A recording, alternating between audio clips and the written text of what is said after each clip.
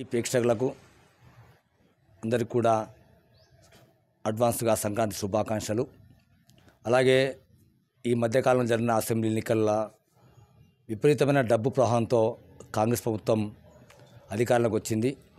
వాళ్ళు ఇచ్చిన హామీలను వెంటనే నెరవేర్చాలి, ప్రజల యొక్క ఆశయాలను కూడా నెరవేర్చాలి అని ఆకాంక్షిస్తున్నాం. మేము త్వరగా కూడా మీరు చెప్పిన మాటలను కూడా నిలబెట్టుకుని కాంగ్రెస్ ప్రభుత్వం నిలబెట్టుకోవాలని మేము మరోసారి కోరుకుంటున్నాం.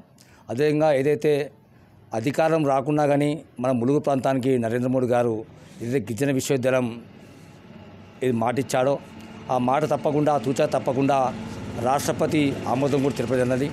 దాన్ని ముందుకు తీసుకుపోయే బాధ్యత కూడా రాష్ట్ర ప్రభుత్వం ఉన్నది. ఈ మధ్యలో వెంటనే క్లాసులు పంపాల్సిన అవసరం ఉంది. విద్యార్థులను ఆదుకోవాలి.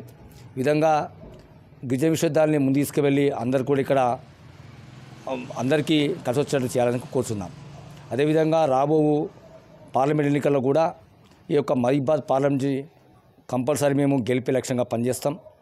భారతీయ జనతా పార్టీ కార్యకర్తలు గెలిపే లక్ష్యంగా పనిచేస్తూ తప్పకుండా రాబో రోజుల్లో దేశంలో నరేంద్ర మోడీ గారు అధికారులు తీసుకొచ్చే పాత్ర పోషిస్తామని కోరుతున్నాం. నా పేరు చింతలపూడి భాస్కర్ రెడ్డి, బీజేపీ ములుగు జిల్లా అధ్యక్షుడు.